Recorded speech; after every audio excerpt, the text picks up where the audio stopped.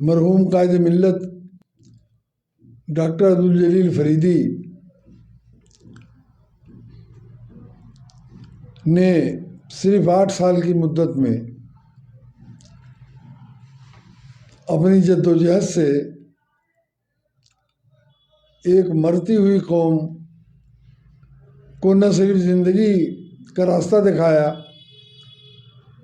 बल्कि हज़ारों साल के मुर्दे जो भारतीय समाज का बहुत बड़ा हिस्सा थे, मेजॉरिटी थी उनकी जद्दोजहद जो डॉक्टर अम्बेडकर के बाद कमज़ोर पड़ रही थी, उसको सहारा दिया। शेड्यूल कास्ट किसी हद तक जागरूक हो चुका था पहले से। सबसे बड़ी बात यह है कि बैकवर्ड क्लास को उन्होंने नेशनल में मेन स्ट्रीम में शामिल किया और आज जो मुसलमान सर उठा के चल रहा है इस मुल्क में, 20 साल में सेकुलरिज्म के नाम पर उसको जिस तरह पीट पीट करके कोने में खड़ा कर दिया गया था, अगर सही वक्त पर डॉक्टर फरीदी जैसा आदमी जिसका सियासी मैदान से कोई ताल्लुक नहीं था, जिसके बाप दादा का कोई ताल्लुक नहीं था, जिस तरह मैदान में आए और 8 साल की जद्दोजहद में एक कौम जो मौत के कगार पर थी उसको जिंदगी के मैदान में सरगर्म करके चले गए दुनिया से। लेकिन हमारी तारीख का, मुसलमानों की तारीख का यह सबसे शर्मनाक बाब है, सिर्फ अफसोसनाक नहीं कि वो कौम भूल गई उनको। अगर वो कौम उनको न भूली होती तो आज पता नहीं कहाँ होती। एक बात सोचिए, अगर शेड्यूल कास्ट के लोग डॉक्टर अम्बेडकर की कुर्बानियों को भूल गए होते तो आज भी वहीं रहते जहाँ थे वो। मुसलमानों के लिए डॉक्टर फरीदी ही एक ऐसे आदमी हैं जिनकी सोच, जिनकी जद्दोजहद, जिनकी कुर्बानियों और जिनके खुलूस पर एक पूरी इमारत खड़ी की जा सकती है। मैं समझता हूँ कि हालांकि उनको दुनिया से गए 50 साल हो गया, उन्होंने जो जद्दोजहद शुरू की थी उनके साथियों ने उसी जद्दोजहद के ज़रिए न सिर्फ ये कि सही रास्ता दिखाया कौम को, बल्कि जेपी मूवमेंट में शामिल होकर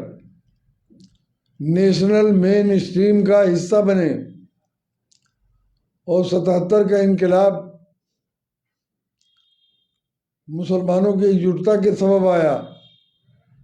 जिसके सबब न सिर्फ मुल्क को एक नई राह मिली बल्कि खुद मुसलमान ज़िंदगी के सारे शोबों में उसके बाद उसने कदम कदम पर आगे बढ़ना शुरू किया। मैं आज सोचता हूँ कि अगर सन 64 से 74 तक 10 साल की डॉक्टर फरीदी की जद्दोजहद न हुई होती तो मैंने वो दौर अपनी आंखों से देखा और परखा है। वो दौर भी देखा है जब अंग्रेज़ की वापसी के बाद जो साजिशें हुई मुसलमानों के खिलाफ और जिस तरह उनको दूसरे दर्जे का शहरी बनाया गया, जिस तरह एहसास कमतरी और नाकर्दा गुनाह के एहसास जुर्म में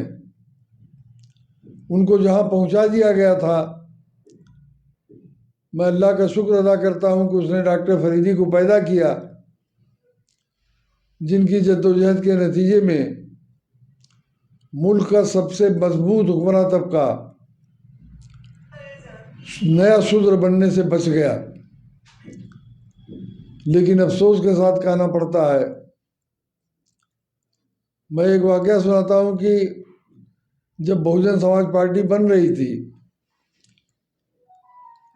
तो काशीराम जी से मेरे रोज मशवरे और बातचीत होती थी। तो मैं इस पर जोर देता था कि मुसलमानों और दलितों दोनों को मिला के पार्टी बनाई जाए।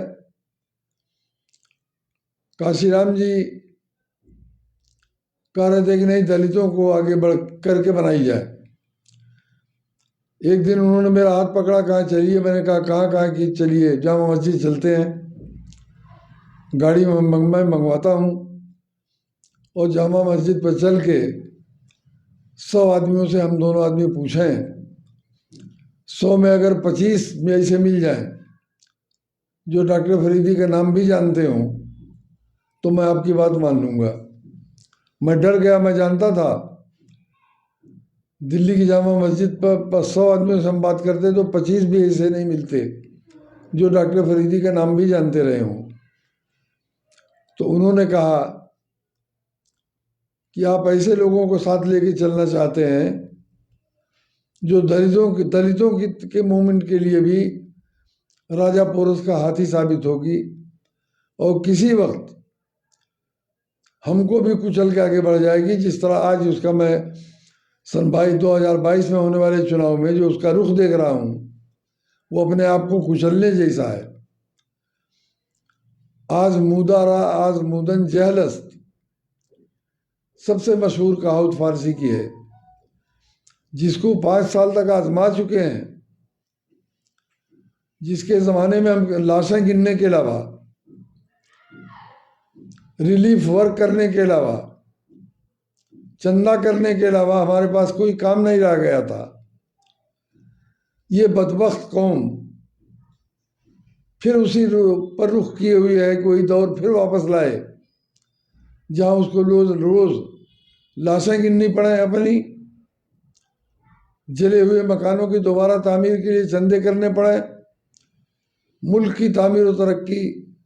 अपनी तामीर और तरक्की के लिए उसके पास वक्त न बचे। उसी रास्ते पर ये जा रही है। ये हमारे लिए शर्मनाक नहीं, अफसोसनाक बात भी है।